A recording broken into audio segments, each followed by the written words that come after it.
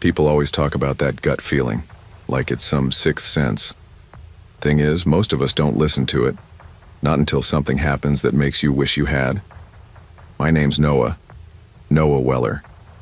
I'm 23, and I work the overnight shift at the Walmart Supercenter off Dallas Parkway in Plano, Texas. Electronics department, midnight to 6. I'm not some survivalist or martial artist, just a regular guy trying to save up for nursing school. Working nights because they pay slightly better and I like avoiding crowds. Quiet suits me, especially since everything went sideways after my grandpa passed. He raised me mostly, and when he got sick, Alzheimer's, I dropped school, moved back home, and spent most of that year changing his clothes and reminding him who I was. After he was gone, I didn't know what to do with myself. I needed to feel useful again. Nursing school was still there, but I didn't have the money. So here I am, pushing carts of TVs and resetting shelves under fluorescent lights at 1 a.m. Wednesday night? No, technically, Thursday morning. It was quiet. That dead part of the shift where even the late-night shoppers disappear, and the only sound is the buzz of the lights overhead and the occasional squeaky wheel on a restocking cart. I'd been on my feet for 3 hours and figured I'd take my 5-minute break. I headed out through the employee-only exit near the loading dock in the back. The lot out there is usually empty.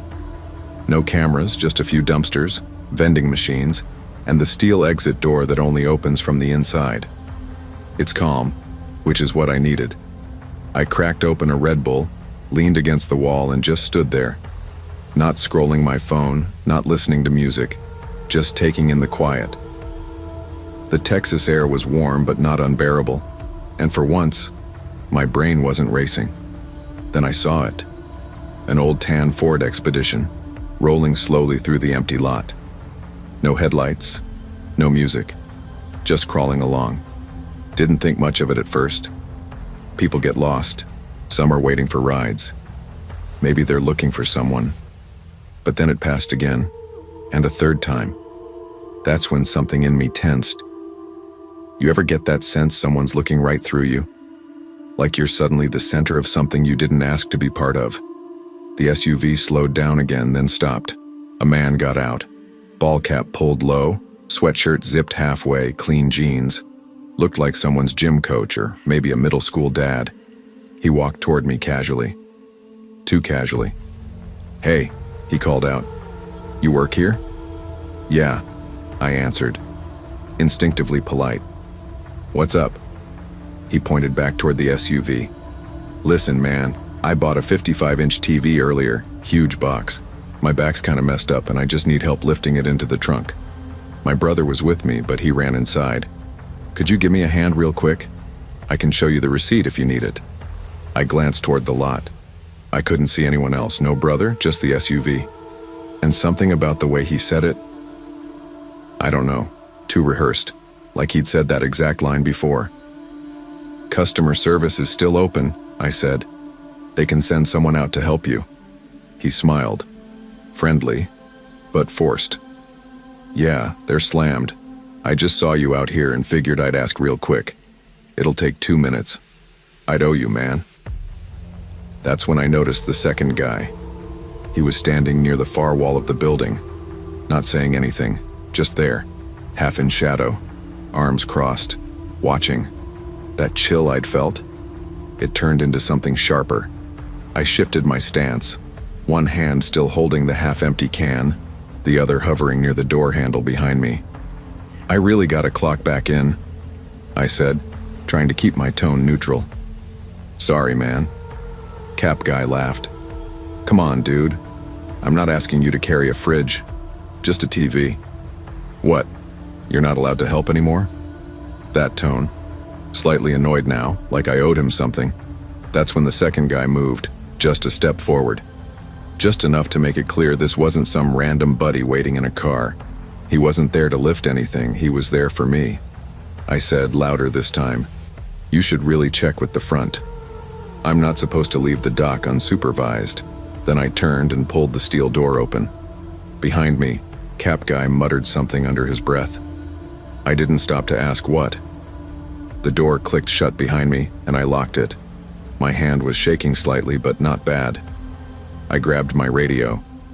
"Valerie," I said into the walkie. "You copy?" A pause, then, "Yeah, go ahead." "I think something's up out back. 2 guys by the dock. One asked for help with a TV. Felt off." "You okay?" "Yeah, I'm inside. But something's not right. Head to security. I'll meet you there." I walked quickly down the hallway. Didn't run. Running would have made it real. I kept picturing that second guy. How quiet he was. How he didn't speak. Just stared. In the tiny surveillance room, Mike was on break, feet on the desk, snacking on trail mix. He looked up. "Dude, you look pale." I ignored that and pointed at the monitor. "Can you pull up the dock lot feed just now?" He clicked and dragged the feed backward. The SUV was still out there, parked sideways. No loading, no cart, no movement, just waiting. Valerie walked in just as we paused the footage. She's in her late 30s, night shift lead, no nonsense. The kind of manager who could break up a fight with nothing but a look. "What are we looking at?" she asked. I explained it. Not dramatic, just how it happened. Step by step. She watched the screen. "They've been circling?" Mike rewound it. Sure enough, the SUV had been creeping around the lot for at least 30 minutes. It parked in 3 different areas. No one ever got out to shop. "That's not someone waiting for a pickup," she muttered. "That's someone waiting for a person." She pulled out her phone and called the police. Didn't use 911, just the local line. Explained it plainly. 2 men loitering, acting suspicious, approaching employees out back, possibly casing the store. The cops showed up 10 minutes later. Expedition was gone, just gone. The officers who came were decent guys, mid-40s maybe. One took notes while the other asked questions. "What did he say exactly?" I told him. "And the second guy never spoke?" "Not a word." They nodded, took down the plate we'd pulled from the feed, promised to follow up. "You'd be surprised how common this is," one of them said. "We've had reports like this across town. Same kind of setup. Guy says he needs help loading something. Second guy waits nearby, van or SUV close to an exit. Nobody gets aggressive unless they think you're alone." Valerie asked, "What are they trying to do? Rob someone?" "Could be. Could be worse." He didn't elaborate. They left with a copy of the footage, and I sat in the break room for a long time just staring at the wall. I kept thinking how close I'd come to walking over. Just a few feet further, just one step outside the light. Now, I don't take breaks outside. I carry pepper spray clipped to my badge lanyard. My mom gave it to me after I told her the story. She didn't say much, just nodded and bought it off Amazon the next day. I don't say no to helping people, but I don't say yes blindly anymore. There's a difference. When new hires ask me about night shift, I tell them the truth. I tell them to stick together, to stay in lit areas, and to trust their gut, even if it makes them feel awkward. Because awkward is better than missing. Sometimes I still hear that guy's voice in my head. Too smooth, too casual. "Just take 2 minutes, man." Yeah, 2 minutes. That's all it takes to disappear. Not every friendly face is safe. Trust your instincts, even when it feels uncomfortable. Being cautious isn't being rude, it's being smart. And sometimes, it's the thing that saves your life. They say when life knocks you down, you crawl back to where it all began. For me, that place was Naples, Florida.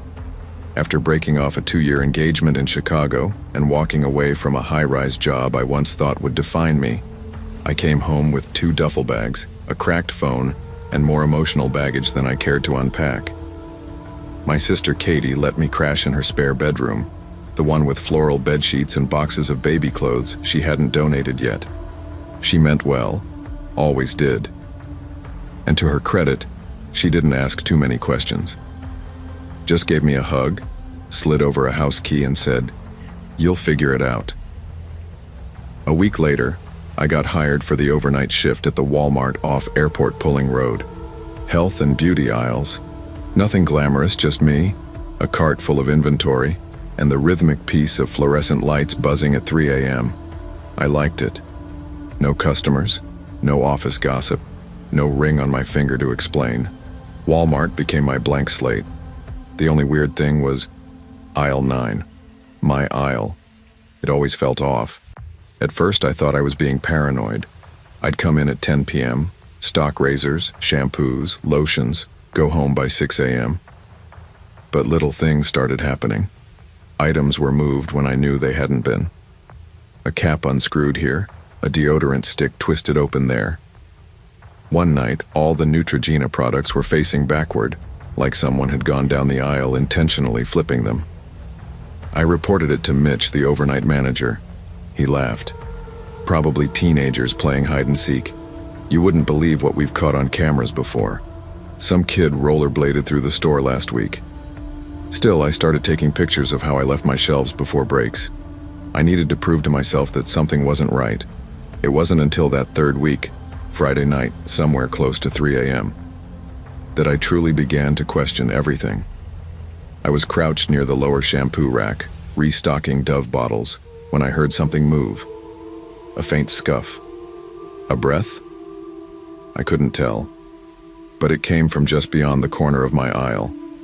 "Lenny," I called out. Silence.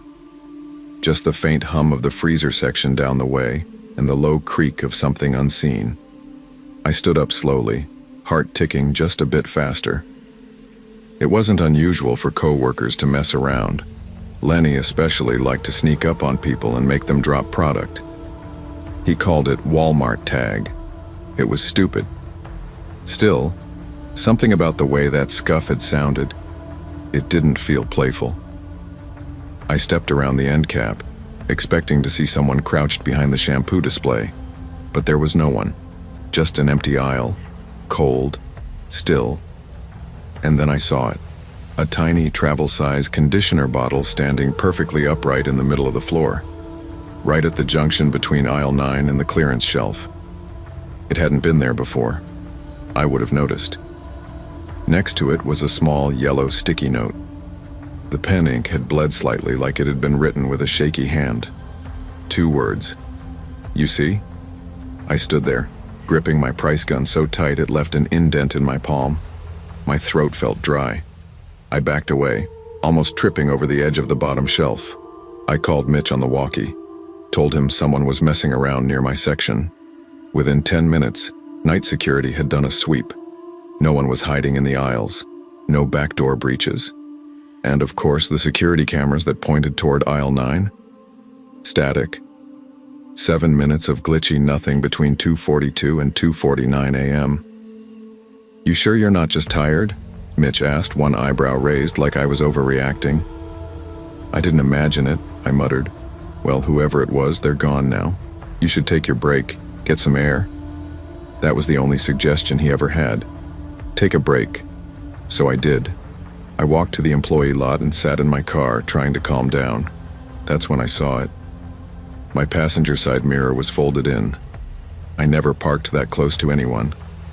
I leaned forward, and taped to my windshield, flapping gently under the wind wiper, was another sticky note. This one read, "I see you too." I called Katie. I don't know why. It was 3:20 a.m. and I knew she'd be asleep, but I just needed to hear a familiar voice. Her phone went to voicemail, and suddenly I felt like a ghost, parked under a flickering light surrounded by silence. I took the rest of the night off. Mitch didn't fight me on it. "You've been tense lately," he said. "Come back when you're ready." I stayed home the next 2 shifts. Katie tried to be supportive, but I could see her concern creeping in. "Maybe retail isn't the best fit right now," she suggested carefully over cereal. But it wasn't the job. It was aisle 9. Something about that spot. It was watched. I knew it. I felt it. When I returned on Monday, HR let me shift to backroom receiving. No more late nights stocking face creams. No more walking past shampoo shelves and wondering what I'd find. I didn't even check aisle 9 after that. I avoided it like a bad memory, but that memory didn't want to be forgotten. 3 weeks later, Jessie, a bubbly 22-year-old who worked sanitation, came into the break room pale as a ghost. I was clocking out when she whispered, "You worked aisle 9, right?" I nodded slowly. She held up a sticky note. This one had been found stuck to a mop in the janitor's closet. It said, "You see." Different handwriting, same message. My stomach sank. I asked if she'd seen anyone near her cart, but she hadn't. She just said the mop was leaning weird when she picked it up, like someone had handled it recently. "I think someone's watching people," she whispered. "Picking us." I didn't disagree, but I didn't tell her about my car mirror, or the second note. I didn't want to make it real again. I still dream about that aisle. I don't remember exactly what product I was restocking, but in my dream, it's always the same. I stand up from the bottom shelf and someone is already there, not moving, not speaking, just watching me from the other end of the aisle. Sometimes it's a man in a hoodie. Sometimes it's a woman with no eyes. And sometimes it's just a shadow. A dark, human-shaped silhouette that flickers when the overhead lights buzz. I told Katie. She urged me to talk to someone. Therapy, something. But how do you explain paranoia when the world keeps brushing it off as imagination? After a while, I moved into my own apartment near 5th Avenue. Got a job at a vet clinic, where the scariest thing I deal with is the occasional feral cat. But I still avoid Walmart, especially the one off Airport Pulling Road. And I never park under light poles anymore, especially the ones where the shadows don't move right. Looking back, I don't think it was a ghost. Not in the traditional sense. I think someone was there. Someone alive. Someone real. Someone who thrived in the kind of invisibility that night shifts and closed aisles allow. A watcher. A stalker who enjoyed playing games. Leaving notes. Making people doubt what they'd seen. I'll never know who they were. But I learned something important. Sometimes, you're not crazy. Sometimes the fear in your gut isn't paranoia. It's instinct. We're trained to brush off warning signs for the sake of not making a scene. But if I'd ignored that second note, if I hadn't stepped away, maybe I would have been seen a little too much. When something feels wrong, trust it. Don't let politeness override your safety. Your instincts might just save you from becoming someone else's next unseen story. They say when you hit bottom, the only way out is up. But no one tells you what it feels like to live at the bottom, to build a life there. For me, it looked a lot like the overnight shift at the Walmart on Blair Mill Road in Willow Grove, Pennsylvania. I was 33rd, divorced, clean for a year and 9 months. My daughter Tessa was 6 and thought I worked at a toy factory. Let her believe it. I only got her on the 2nd and 4th Saturdays anyway. After my HVAC work dried up and the economy punched my savings in the gut, I took what I could. Night shifts, clearance bins, mopping up spilled soda and electronics and dealing with sketchy returns. Quiet was better than chaos, at least on most nights. Wednesdays were my least favorite, not because of the work but because the store was too still. You could hear the hum of the fridge units 3 aisles down. That particular night, around 1:15 a.m., I was manning the returns counter while Lenny, the overnight manager, went out for a smoke. That's when he walked in. Tall guy, late 30s maybe. Pressed shirt, khakis, and the kind of clean-shaven face you only see on real estate signs or jury duty ads. He was carrying a dusty flat-screen TV in a weathered box, not taped shut, just folded down at the corners. "Need to return this," he said, voice flat but calm. "Receipt?" I asked automatically. "Nope. Gift from someone I'd rather forget." I explained the store policy. No receipt, no return. Not for electronics. Not after 30 days. I didn't even get halfway through my usual script when he leaned in, just a few inches from my face, and said quietly, "Don't make this difficult." His tone didn't rise. His face didn't twitch, but his eyes, cold, empty. The kind of stare you don't argue with unless you've got backup, which I didn't. I glanced at the screen and scanned the TV's barcode. Sold 5 months ago, in Arizona. That's when things got strange. He slid a folded paper across the counter, said nothing, and took a step back. It wasn't a receipt. It was a mugshot. His face but longer hair, busted lip. Beneath it, he's not who he says he is. When I looked up again, he was gone. At first I thought maybe he walked out fast, but when I asked security to check the exit footage, the screen just showed static. Glitchy white noise from 1:14 to 1:20 a.m. That was the third time this month. Probably the wind, the tech said, sipping coffee like it was all normal.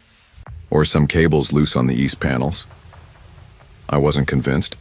I knew weird when I saw it, and that night had weird written all over it. Lenny came back from his smoke break around 1:30, brushing snow off his hoodie. Everything good? I showed him the mugshot. He frowned. Dude, this looks like something out of Unsolved Mysteries. You serious right now? I swear to God, I said. He was just here. He gave me that. Well, he's not on the cameras, so either you're pranking me, or this guy's the damn Flash. He wasn't taking it seriously. I didn't expect him to, but I couldn't shake the feeling, the kind you get when your gut starts whispering warnings your brain can't yet explain. Around 2:10 a.m., I went to check the loading dock door. It always jammed unless you shoved the bolt twice. Smokers sometimes forgot. And when I stepped into the hallway near the break room, cold air hit me. The dock door was wide open, swaying slightly. Someone had been here. I reached for the latch and saw something lying just inside the threshold. A black USB stick and taped to it. A sticky note. It said, "Watch before morning, or someone else will." I didn't even lock the door, just grabbed it and went straight to the break room. The computer barely booted. Took 10 minutes. But once the files opened, I wished it hadn't worked at all. The video was shaky, like it had been filmed with a phone and no intention of staying steady. It showed someone, presumably the man, walking through our Walmart at night. Camera flipped to selfie for a second. A hoodie, face in shadows, breathing heavy. Then turned back around. He moved past electronics into produce, then down to the staff corridor. The camera paused outside the employee break room door. That door was marked "Authorized Personnel Only," locked by keypad after 11 p.m. But the next frame? Inside the break room. The lights were low. Blankets on the floor. Faces visible. Sleeping night shift workers, including me. I recognized my own stupid face, mouth slightly open, slumped against the vending machine. The timestamp in the corner? 3 nights ago. 2:47 a.m. I hadn't even known I'd fallen asleep. I didn't remember it. But there I was. Vulnerable, unaware, and someone who didn't belong, had been watching us. I shut the file. Heart pounding, palms damp. I printed a still frame with my face visible and brought it to Lenny. "I need to go home," I said. "What is this? You sleeping?" "Number, it's someone filming me sleeping 3 nights ago." He looked pale. Did you give anyone a key code?" I shook my head. We brought it to management the next morning. They filed a report, shrugged, and offered me a week of paid leave. That was it. No cops showed up, no follow-ups. Just, "Thanks for bringing it to our attention." I didn't return after that week. I emailed in my resignation and packed up what was left of my dignity. Tessa didn't know any of this. I didn't want her to. She was still too young to understand why Daddy always locked the bedroom window, or why he started checking under the car before every drive. But I couldn't shake the feeling. That face, that stare, whoever that man was. He wasn't returning a TV. He was sending a message, or worse, baiting a trap. I took the USB stick home, still have it, in a fireproof lockbox at the back of my closet. Sometimes I think about turning it over to someone, FBI, local PD, hell, even a podcast. But I don't. Because if he's still out there, I don't want him to know I kept it. He might not care about policies, cameras, or security doors, but he seems to care who's watching. And maybe, just maybe, he still wants to be seen. It's been over a year since I left Walmart. I work loading docks in Scranton now. Quiet shifts, steel-toe boots, no break room naps, no unlocked doors. I keep to myself. Don't drink. Don't ask questions I'm not ready to answer. But I still dream about that night. I still wonder if he's out there, pulling the same act somewhere else. Charming smile, old TV box, another dusty mugshot that no one believes. Maybe I was a test. Maybe I was the first who noticed. Whatever the case, I learned one thing. Evil doesn't always announce itself with rage or noise. Sometimes it smiles. It whispers. It hands you a fake return and watches you sleep. Trust your instincts even when no one else does. Especially then. After the breakup, I swore I'd never look back. But when Tampa finally spit me out with nothing but a suitcase, 2 maxed-out cards, and a lease termination, home was all I had left. Lakeland hadn't changed much. Still sleepy, still humid. The roads were wide, the people friendly enough, and the Walmart Supercenter off Highway 98 still ran the graveyard shift like a second heartbeat for the town's insomniacs and night crawlers. I got the job 2 weeks after I moved back in with my mom. Night cashier, self-checkout, simple work, quiet, and exactly what I needed. I didn't want attention. I didn't want small talk or someone asking how I was doing. I just wanted to exist.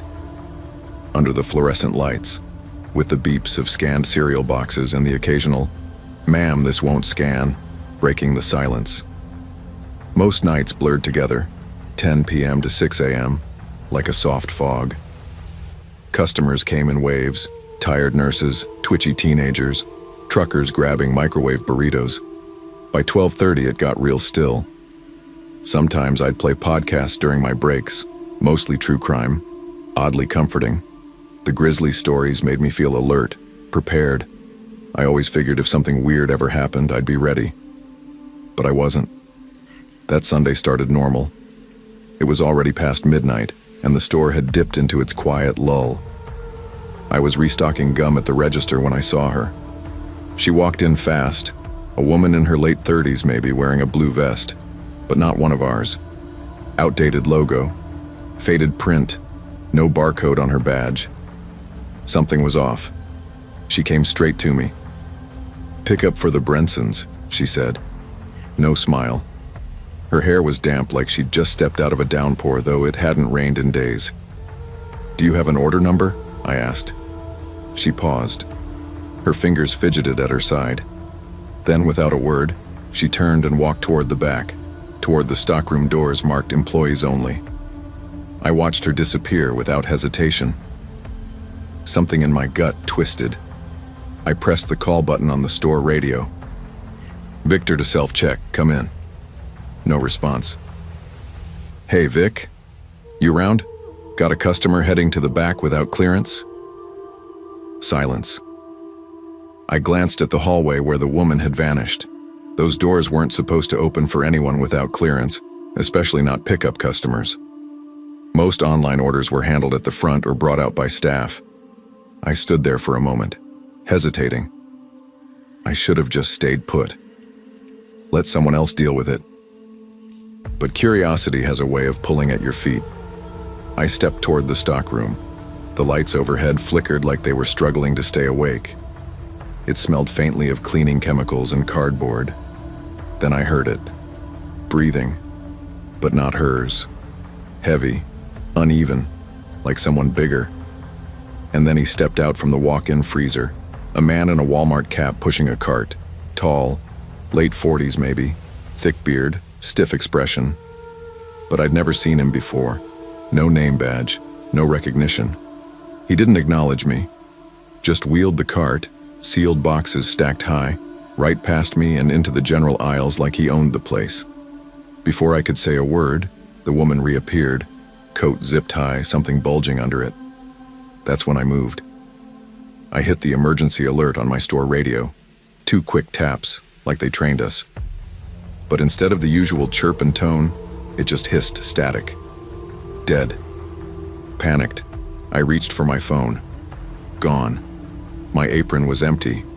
My phone was on the floor, back by the freezer entrance, screen face up and lit. How had I not noticed? I moved toward it, heart hammering. That's when a shopping cart rolled down the aisle by itself from the direction they'd gone, squeaking wheels, no hands. And they were gone. Not out the front doors, not through the checkout lanes, just gone. I grabbed my phone and bolted back to the registers. The store was dead silent. No customers, no Victor, not even music playing from the overhead speakers anymore. Just the dull hum of air conditioning and the occasional creak of metal shelves settling. I hesitated, phone in hand, debating whether to call 911. Maybe it was just a strange misunderstanding. Maybe the woman had clearance. Maybe the guy was a fill-in. But I knew better. Something was wrong. Deep wrong. So I made the call. 911, what's your emergency? This is Claire Houston. I'm working at the Walmart on 98 North in Lakeland. There's been a break-in or something. 2 individuals entered a restricted area. One of them isn't on the cameras. My radio's dead. I think they took something. The dispatcher kept me on the line. I could hear her typing as I explained everything. She told me to wait near the front, stay safe. The police arrived in under 6 minutes, blue lights strobing across the parking lot like lightning bugs. I let them in, heart racing, explaining everything again. We went to the back. The freezer was open, but the boxes were gone. Security footage confirmed most of what I said. The woman had entered, alone. No male followed her. But you could see me. You could see my fear as I backed away from nothing, just empty space. He's not there, the officer said, leaning toward the monitor. You're talking to someone, but no one's in frame. They checked the logs. No order from the Brensons existed. No pickup was scheduled that night. Victor? He finally called back. Said he'd stepped outside for a smoke break around the same time. Didn't hear a thing. Walmart corporate claimed the camera system had been undergoing software updates that night. Some frames were missing, overwritten, or corrupted. I quit the next week. I didn't sleep well after that. But the worst came 2 months later. It was a Tuesday afternoon. I was home, watching TV in sweatpants, just trying to feel normal again. That's when my phone buzzed. Unknown number. 1 message. I tapped it open. Thanks for not interfering. Attached was a photo. A photo of me, standing behind the self-checkout station, taken from the candy rack aisle. My head was down, clearly mid-scan, but my badge was visible. The timestamp? 12:32 a.m. That Sunday, the night they were there, I stared at the image for a long time. My hands shook. My mouth went dry. How? Who took it? There'd been no customers nearby, no coworkers, no one on the cameras. I showed it to my mom. She suggested calling the police. But what could they do? It wasn't a threat. Just a message. A thank you. As if I had done them a favor. I deleted the message, but I still think about it sometimes. How long had that person stood there watching me? And why did they let me go? Months passed. I took a new job at a local bookstore. Quiet, cozy, no 24-hour fluorescent nightmares. But I was different now. More alert. Always watching the corners of rooms. I don't wear my earbuds in public anymore. I keep my phone clipped to my belt. I lock my bedroom door at night, even at home. Sometimes I dream about that night. But the dreams always change. The man in the cap becomes faceless. The woman walks backward through the store, and the carts all move on their own, clattering down empty aisles. Other times it's the smell of cold air and cardboard that wakes me, like the freezer was never closed. One night I was driving past that Walmart again. I don't know why, just circling the area. The parking lot was mostly empty except for one thing, a cart, sitting near the garden center full of sealed boxes. No one nearby. I didn't stop. I didn't want to know. Trust your instincts. When something feels off, it probably is. In a world full of distractions and false signals, your gut might be the last honest warning you'll get.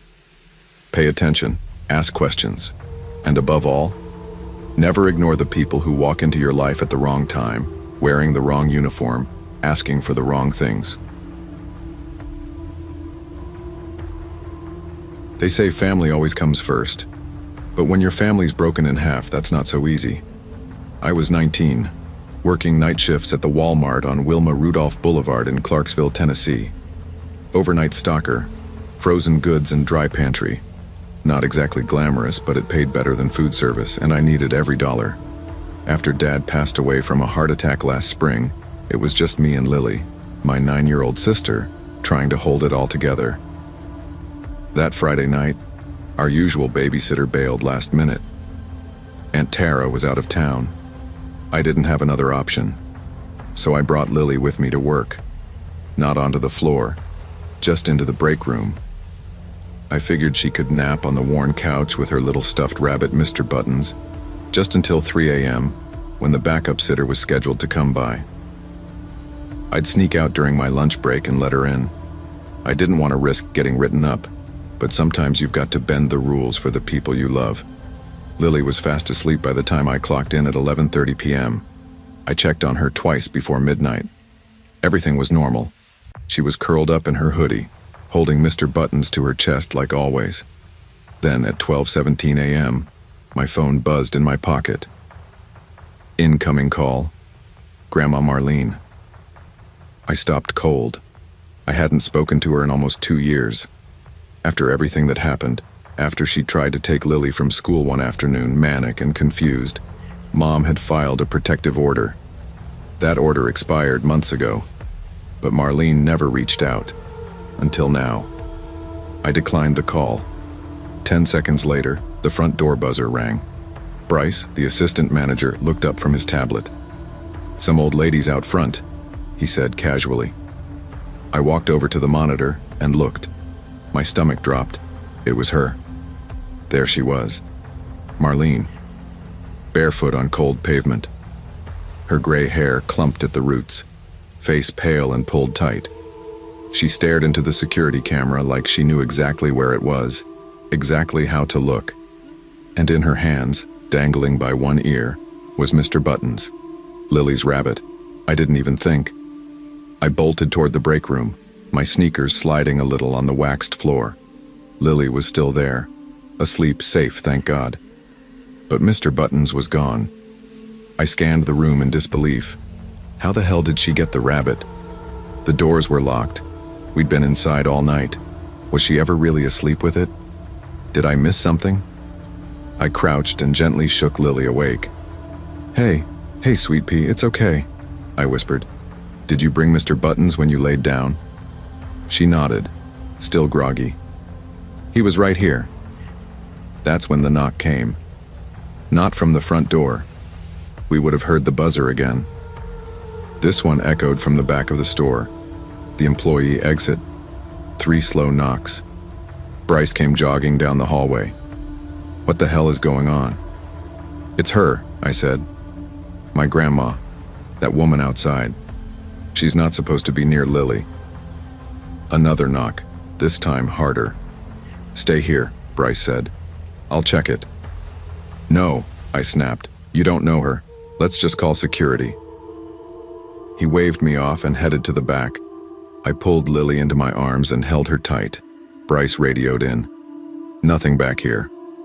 Doors locked. No one around. Just then, bang! Another knock. Not from the exit.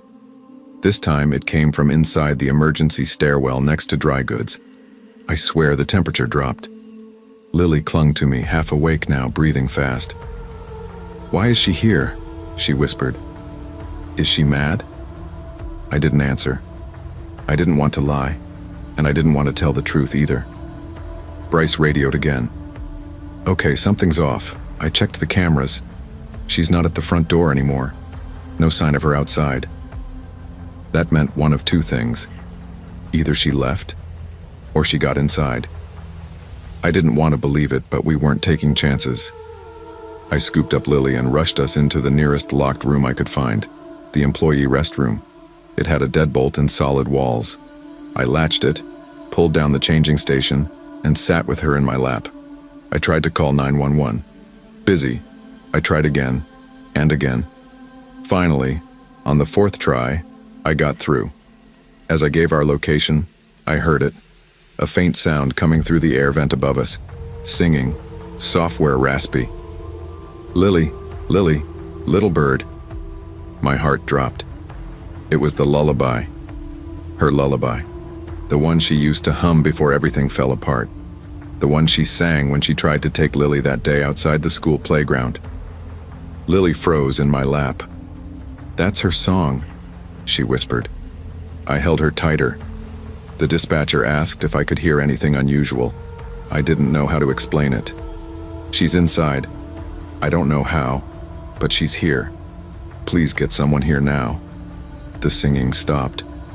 Then, silence. Dead, humming silence. 5 minutes later, we heard the sirens. Clarksville PD arrived fast.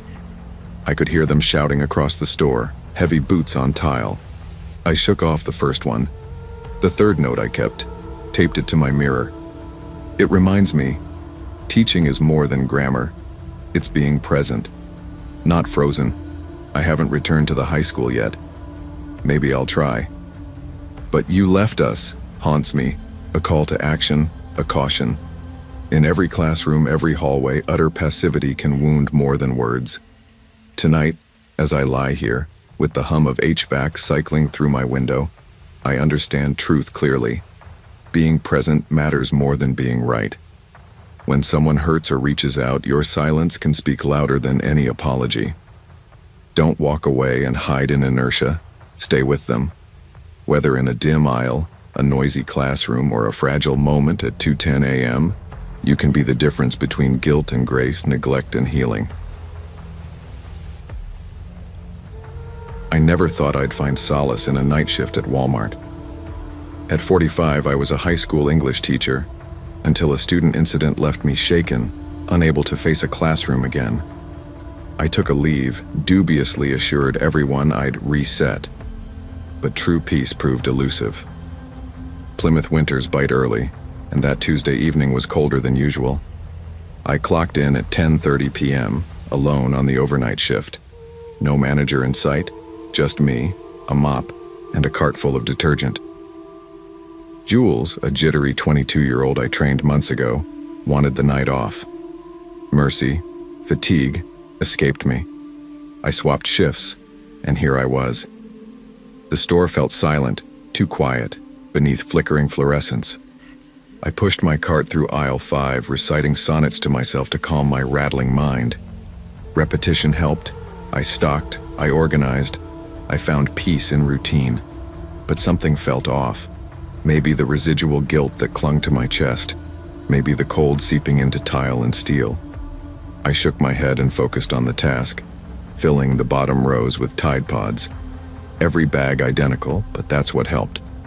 Soon after midnight, I made a loop through the liquor section to check IDs. By then, only restock remained. Module by module, I worked. I liked the sameness of night shifts. No small talk, no grading essays, no moral reckoning over whether I failed my students. But fate, or my own guilt, had other plans. By 1:30 a.m., I was on my third route through detergent. The chill gnawed my bones, but the hum of the freezers and the crisp clatter of bottles helped keep my mind steady. Maybe I even enjoyed the emptiness. Then at 2:10 a.m., just past receiving, I heard it. Barely audible. A gentle scraping, like fingernails on polish, nails dragging. I paused, clutching my cart handle, and listened. My breath clouded in the air, but I didn't dare exhale. "Hello?" My voice trembled more than I wanted. Nothing. I took a step toward the back corridor. The scraping started again, halting when I stopped, like someone was stopping or waiting.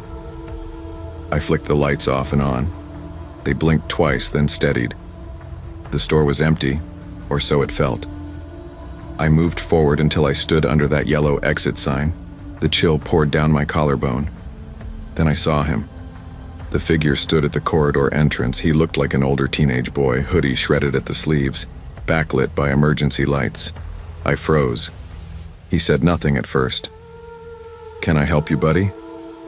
You're not supposed to be back here." Silence. "You left us," he whispered. Voice thin, rough like broken tile. My heart stalled. I felt the memory rise, hot and raw. Caleb, a sophomore in my class last year.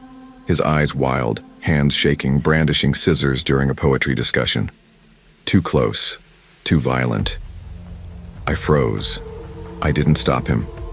I didn't help the other kids. I failed. He got a 504 plan after, but I carried his face in my mind like a scar. Now this stranger whispered the same indictment. "You left us." I backed away, chest tightening. "No, I didn't." My voice croaked. The boy only stared, body still, hat covering his face. Then he leaned in, whispering again. "You left us." I took a step forward. Who? Who are you?" He shook his head. "It's never about me." Then he moved, a step toward me. My throat closed. I turned and fled down the aisle, cart abandoned, past rows of laundry pods, my sneakers echoing. Then, nothing. I spun around, no sign of him, just cold tile. Down the aisle I heard the squeak of rubber boots. Turning the corner I nearly collided with Jules. He stared at me, heart pounding. "Mr. Locke, you okay?" I gasped, chest heaving. There was someone in the hallway, a kid. He said I left them. Jules shook his head. "Are you sure? Nobody's supposed to be back there, and it's quiet, boss." I nodded, unable to speak. My hands trembled. He guided me to a staff bench. "Take a breather." His blue eyes looked worried, genuinely. My gaze wandered back down the corridor. Empty. Jules sat beside me. "Take the rest of the night off. I'll call your supervisor." I wanted to walk away, to fill my lungs with cold night air, anywhere but here. "Thanks," I muttered. Jules stayed until I regained calm. "Night shifts are weird sometimes," he said softly. "Shadows stretch. Memories sneak in." I smiled, though it hurt. "Yeah." They ran the footage next morning. Nada, no teen, no figure. Just me, staring into darkness. Management put me on paid leave, no questions. They said safety first, health first. But my soul? It didn't budge. Now, months later, I live in a small apartment. Nights still call me. The hum of street lamps makes me twitch. I've returned to part-time night shifts at Walmart when I can spare the brain. But I never go near that corridor. And once a month, a note appears in my locker. "You left us." Handwriting unfamiliar. Scratched letters, like the scrawl of chalk on a blackboard. I shook off the first one. The third note I kept, taped it to my mirror. It reminds me, teaching is more than grammar. It's being present, not frozen. I haven't returned to the high school yet. Maybe I'll try. But "you left us" haunts me, a call to action, a caution. In every classroom, every hallway, utter passivity can wound more than words. Tonight, as I lie here, with the hum of HVAC cycling through my window, I understand truth clearly. Being present matters more than being right. When someone hurts or reaches out, your silence can speak louder than any apology. Don't walk away and hide in inertia. Stay with them. Whether in a dim aisle, a noisy classroom, or a fragile moment at 2:10 a.m., you can be the difference between guilt and grace, neglect and healing. I wasn't exactly proud of where I'd been, but I was proud of where I was headed. After 17 months clean and just enough community service to wear holes in 2 pairs of boots, I landed a night shift job at the Walmart neighborhood market off Hendersonville Road in Asheville, North Carolina. Not glamorous, not exciting, but it was steady. Steady was all I needed. I'd been a line cook before everything spiraled. Booze, pills, a DUI, and one long, lonely stint in rehab. By the time I was released, most of my friends had moved on or moved away. I was 32, back living in a basement rental with one window and working graveyard hours unloading trucks. But you know what? That quiet, humming solitude of the back dock, just me, the pallets, and the distant beep of forklifts, felt like peace. On March 13th, a Wednesday, I clocked in around 9 p.m. like usual. It was one of those early spring nights where the air still bit a little, but the breeze smelled like rain was coming. Around 9:30, I took a smoke break by the back entrance. The lot was nearly empty, just one old Ford idling with its headlights off. Then he walked up, tall, tan trench coat, dark slacks, shiny brown loafers. He looked out of place like he belonged in a boardroom, not a Walmart parking lot. He smiled warmly, southern drawl and all, and said, "Evenin'. Didn't mean to startle you. You Julian?" I froze a little. "Yeah. You from corporate or something?" He chuckled. "Nah, not quite. Saw you from the corner. Thought maybe you'd help me out with something simple." He held up a medium-sized boxed TV. Said he bought it earlier for his daughter's birthday, but realized she already had the same model. Would return it myself, but I left my ID at the hotel. Don't want the fuss. If you could just take it in, I'll pay you $50 for your time. I even got the receipt. He handed me what looked like a legitimate receipt. I glanced at it, half skeptical. "You sure this is cool? I ain't trying to lose my job, man." "Completely above board," he said with a charming grin. "You just hand it over at the desk, they scan it, refund goes to my card. Easy as pie." I hesitated, but $50? That was groceries for the week. So I said yes. The customer service area was mostly quiet. Just one older couple arguing over coupons and a bored-looking cashier yawning behind register 6. I walked up, feeling a little stupid carrying a box for a stranger, but trying to play it cool. "Need to return this," I said, setting the TV down. The girl at the register blinked at me. "You have the card it was purchased with?" I handed her the receipt. She scanned it. Beep. Then the screen blinked red. I heard the soft metallic click of a security door opening. Out walked Janelle, the night manager, with 2 uniformed loss prevention officers. All eyes were suddenly on me. "Julian?" Janelle said, arms crossed. "Yeah," I croaked. "Why are you returning a flagged item from this morning's theft report?" I blinked. "What?" One of the guards stepped closer. "That TV was reported stolen at 10:16 a.m. today. You want to tell us what's going on?" My mouth dried out like I'd swallowed a bag of sand. "A guy out back gave it to me. Said he had the receipt, this one, and wanted me to return it for him. I didn't know it was stolen." They exchanged a look. Janelle's voice softened just a little. "You got a description?" I described him. Sharp suit, southern drawl, maybe mid-40s, clean, confident. I told them where I'd been, what time, everything. They walked me back to the security office, pulled up the outside footage. There he was, clear as day, handing me the TV. But he never entered the store, just passed me the box and vanished like smoke. Cops arrived 20 minutes later. I gave them my full statement.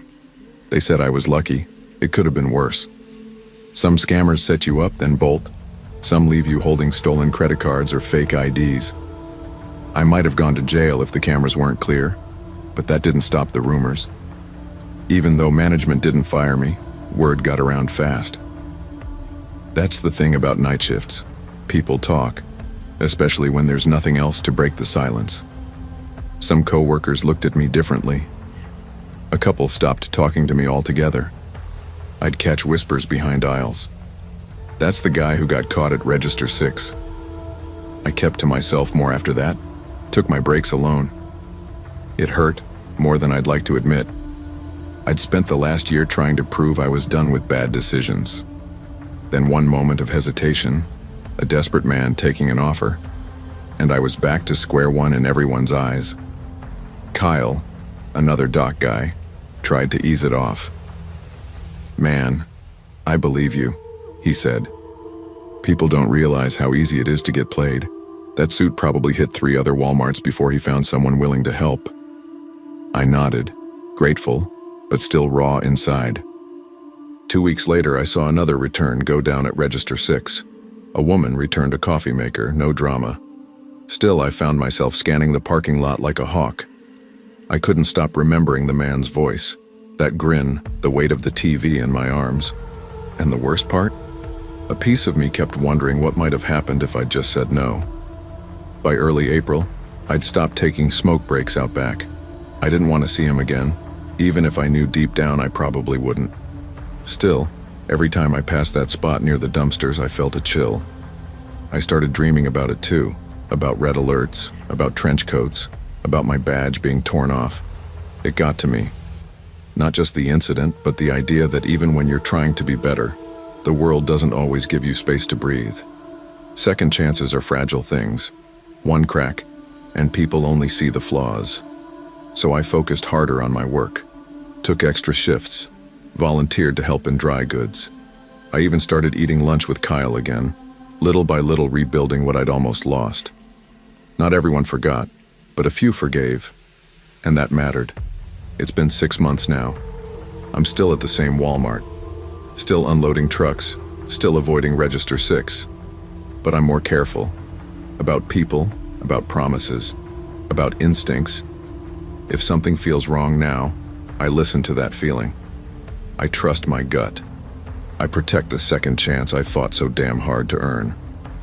Every now and then someone brings up that night. I shrug. Learned my lesson. And I did. Not every offer is worth the cost. In a world that doesn't easily forgive, guard your second chances like treasure. Trust your instincts. If something feels off, it probably is. I never thought I'd be living in a van at 36, hidden in the far corner of a Walmart supercenter parking lot. But after the divorce and the catering business tanked, my options ran out.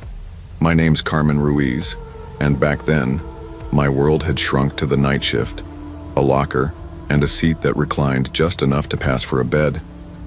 It wasn't the worst setup. The lot cameras were decent. The store's Wi-Fi barely reached, but it gave me something to stream on my cracked phone. Most people didn't know, and that's how I liked it. Well, most people except Chad. He was the janitor. 50-something, greasy ball cap always pulled low, gray goatee stained from too much vending machine coffee. He never said much at first. Just nodded, maybe asked how the night was going. But then it started. I'd walk through the employee entrance, and there he'd be, mopping the floor like he'd been waiting. "You staying warm?" he'd ask. Or, "That coat of yours looks too thin for this weather." He always smiled when he said it, but not the kind of smile that made you feel safe. I tried to ignore him, kept to myself. I was too tired to make waves. Then one morning, after a particularly long shift restocking seasonal clearance junk, I walked out to my van and found a piece of paper tucked under my wiper. Handwritten in blocky, uneven letters, "You don't have to sleep out here. I've got heat." My stomach dropped. There was no name, but I didn't need one. It was Chad. That night, I parked 3 blocks away behind a closed bank and walked in with my hoodie pulled up. But he still found me. He always did. And that's when I knew. This wasn't just weird anymore, it was dangerous. I tried to downplay it for a while, told myself I was overreacting. He hadn't done anything, technically. Just some notes, lingering glances, standing too close when the break room was already empty. But it was the consistency that rattled me. I'd be clocking in and see him refilling soap by the sink, folding paper towels like a surgeon preparing for operation, always with that quiet, watchful look. "Rough night?" he'd ask, like we were friends. I kept replies short. "Yep, busy," or "fine." And I'd keep moving. Then he started noticing my clothes, noticing when I wore my fleece-lined leggings under the uniform pants. "Nice touch," he said once with a grin. "Bet that keeps you real warm." My skin crawled. I told my supervisor, Melinda, during our 5-minute check-in. She was mid-20s, overwhelmed, and always behind on paperwork. I could tell she didn't want the extra trouble. "Have you told him to stop?" she asked. "I haven't exactly invited it," I said. "He's watching me, leaving notes. It's not right." She sighed. "Okay, I'll talk to him. Just let's not make this a whole thing unless it gets worse, all right?" That talk must have happened because 2 nights later, Chad didn't say a word, just walked past me near the staff lockers, mop handle bouncing on his shoulder, face unreadable. I should have felt relief. Instead, I felt hunted. The break room was next to receiving, just beyond where the forklift guys parked their pallets. The door had always stuck a little, but that night when I went in for my midnight break, it clicked shut, louder than usual. I pulled the handle. It didn't budge. I pulled again. Nothing. The light flicked off. At first, I thought maybe the bulb blew. Then I heard it, keys jangling. Slowly, like someone taking their time. My hands trembled. "Hey! Who's out there?" I shouted. No answer, just that soft, metallic rhythm. Ch-chick, ch-chick. I started pounding. "Open the door! Open the damn door!" Seconds later, the door burst open from the outside. Tony from Dry Goods had heard me and yanked it open with a panicked look. There was no one in the hall. But the security camera outside? It was twisted to face the cinder block wall. That was the night I stopped pretending this wasn't real. The store changed after that. Not visibly. To most folks, it was business as usual. Stock the shelves, count the overstock, make it to payday. But to me, every creak in the building felt loaded. I started tracking where Chad was at all times. He never said another word to me, not directly. But I'd see him, just standing, watching. HR finally got involved after I filed an official complaint, citing the incident with the break room door, the turned camera, and the prior notes. Their response? "We'll conduct an internal investigation." 2 days later, I was called into the office. "Chad is no longer with the company," they said. No details, no apology, no police follow-up, just gone. I kept asking myself, what would have happened if Tony hadn't been there? If I hadn't screamed loud enough? If I hadn't already been scared enough to notice things? I knew the answer. Deep down, I think I always knew. We checked the building's security footage together. On fast forward, the screen flickered through the alley's night. Then around 11 p.m., a figure appeared. Male, tall, blazer. He dragged a collapsible ladder from the trash area, set it against the wall, climbed. It stopped just short of my window. He looked in, watched. I turned away from the monitor, nauseous. The footage ended. No confrontation, no break-in, just watching. The cops came again. They took a statement, logged the ladder, took a copy of the footage. He hasn't made contact inside your home, but let us know if anything escalates. He never came back to the cafe. No more coffee, no more sugar, no more sunshine. But the feeling didn't leave. I didn't feel victorious. I felt hunted. I pushed a dresser in front of the fire escape window, just in case. I still live in that apartment, but the windows don't open anymore. Curtains stay closed. Lights go out earlier than they used to. It's been 6 months. I haven't seen him since. No notes, no strange packages, no sightings in the alley. Sometimes I wonder if he ever meant to hurt me, or if watching was the entire goal, if he thought his attention was a compliment. That's what chills me the most. Because people think monsters are loud, violent, obvious. But the truth, they're patient. They wait. They learn your steps, your shifts, your habits. They know when you're alone, and they never knock on your door. They wait until you forget to lock the window. I don't work early shifts anymore. I don't open the curtains. I check for ladders, every single night.